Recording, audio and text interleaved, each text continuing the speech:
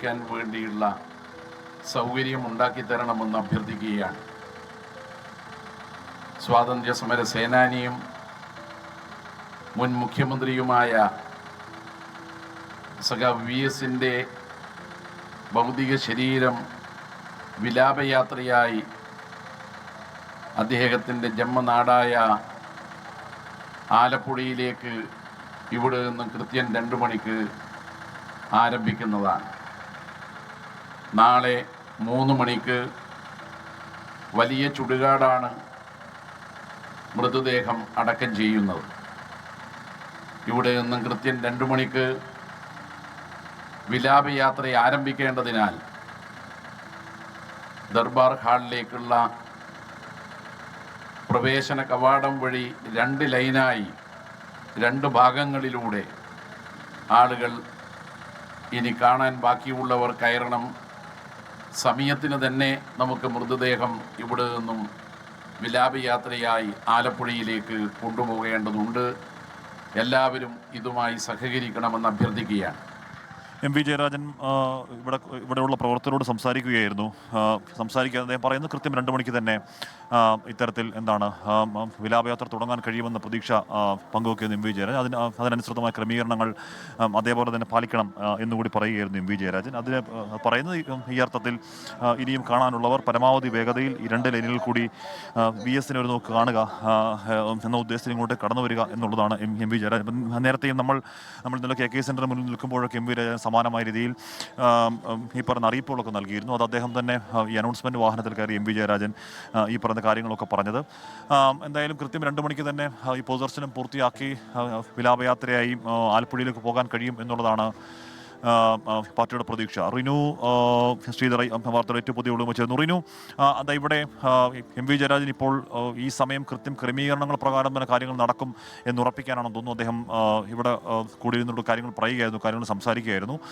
ഇതുവരെയുള്ള കാര്യങ്ങളൊക്കെ കറക്റ്റായി നടന്നു. ഇതുവരെയുള്ള രാവിലെ മുതൽ പൊതുദർശനം മുതലുള്ള കാര്യങ്ങളൊക്കെ കൃത്യമായ ക്രമീകരണങ്ങൾ തന്നെ നടന്നു. ഇനി പഴുതുകളില്ലാത്ത ക്രമീകരണത്തിലൂടെ വിലാപയാത്രയും ഏതാണ്ട് കൃത്യസമയത്ത് തന്നെ ആലപ്പുഴയിലേക്ക് എത്തിക്കാൻ കഴിയും എന്ന പ്രതീക്ഷ നേതൃത്വത്തിനുണ്ടോ റിനു?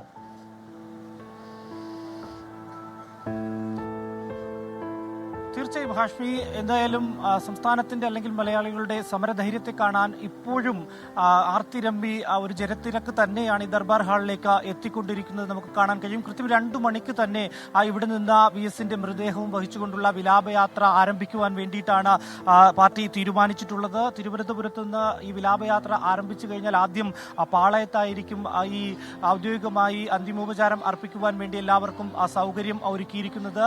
ഈ റോഡിന്റെ ഇരുവശത്തും നിൽക്കുന്ന ജനങ്ങൾക്ക് കാണുന്ന തരത്തിൽ അല്ലെങ്കിൽ അവസാനമായി VSനെ ഒന്ന് കണ്ട് അന്തിമോപചാരം അർപ്പിക്കുന്നതിന് വേണ്ടിയിട്ടുള്ള സൗകര്യമാണ് ഒരുക്കിയിരിക്കുന്നത്. തുറന്ന KSRTC ബസ്സിലായിരിക്കും മൃതദേഹം വഹിച്ചുകൊണ്ടുള്ള വിലാപയാത്ര നടക്കുക. അല്പസമയം മുമ്പാണ് ഈ സംഘാടനത്തിന് നേതൃത്വം നൽകുന്ന തിരുവനന്തപുരത്തിന്റെ ജില്ലാ സെക്രട്ടറിയും MLA കൂടിയായിട്ടുള്ള VJO ഇക്കാര്യം അറിയിച്ചത്. ഏകദേശം 11 മണിക്കൂറോളം വരുന്ന വിലാപയാത്രയാണ് നിലവിൽ പ്രതീക്ഷിക്കുന്നത്. പുലർച്ചെ 1 മണിയോടുകൂടി ആലപ്പുഴയിൽ എത്തും എന്നുള്ളതാണ് കരുതുന്നത്. പക്ഷേ ആ ഒരു സമയം കൃത്യതയോടുകൂടി പാലിക്കുവാൻ സംഘാടകർക്ക് കഴിയുമോ എന്നുള്ളതാണ് ഏറ്റവും പ്രധാനമായി ഉറ്റുനോക്കുന്നത്. കാരണം അത്രയും അധികം ജനബാഹുല്യമുണ്ട്. ഇന്നലെ ഉയർത്തിപ്പിടിച്ച മുഷ്ടികളെല്ലാം തന്നെ ഇന്നും ഈ സമയത്തും മുദ്രാവാക്യങ്ങളാൽ മുഖരിതമായി കൊണ്ടിരിക്കുകയാണ് എന്ന് തന്നെ പറയേണ്ടി വരും. അത്രയധികം ആൾക്കാരാണ് അല്ലെങ്കിൽ ഈ തങ്ങളുടെ പ്രിയപ്പെട്ട സഖാവിനെ കാണുവാൻ ദർബാർ ഹാളിലേക്ക് എത്തിക്കൊണ്ടിരിക്കുന്നത്.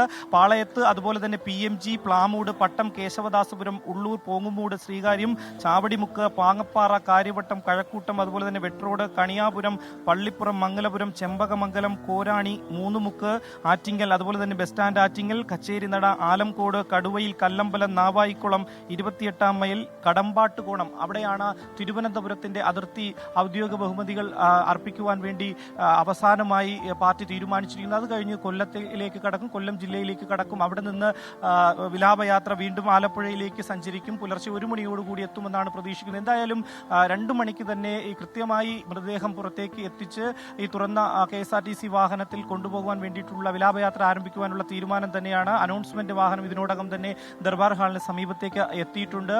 പാർട്ടി നേതാക്കൾ ഉൾപ്പെടെയുള്ളവർ ഇവിടേക്ക് എത്തിയിട്ടുണ്ട്. MV ഗോവിന്ദൻ മാഷ് ഉൾപ്പെടെയുള്ളവർ ദർബാർ ഹാളിനകത്തുണ്ട്. അവരെല്ലാം തന്നെ മൃതദേഹം പുറത്തേക്ക് എടുക്കുന്നതിന് വേണ്ടിയിട്ടുള്ള ഒരു നടപടിക്രമങ്ങളിലേക്ക് പോയിരിക്കുകയാണ്. എന്തായാലും കൃത്യതയോടുകൂടി ഇവിടെ ഒരു സംഘാടന മികവുണ്ടായി എന്ന് തന്നെ പറയേണ്ടി വരും. കാരണം വരുന്നവർക്കെല്ലാം കാണുവാൻ വേണ്ടി തങ്ങളുടെ പ്രിയപ്പെട്ട നേതാവിനെ ഒന്ന് കാണുവാൻ വേണ്ടി അവസരം ഒരുക്കിയിട്ടുണ്ട് എന്നുള്ളതാണ്. ഇനിയും ക്യൂ നീണ്ടു കിടക്കുകയാണ്. ഏകദേശം ഈ സ്പെൻസർ ജംഗ്ഷൻ വരെ ഒരു വശത്ത് ക്യൂ നീണ്ടു കിടക്കുന്നുണ്ട്. അതുപോലെ തന്നെ കേസരി ഹാളിന് സമീപത്തേക്ക് കാണാനെത്തിയവരുടെ ഒരു നീണ്ട നിരയുണ്ട്.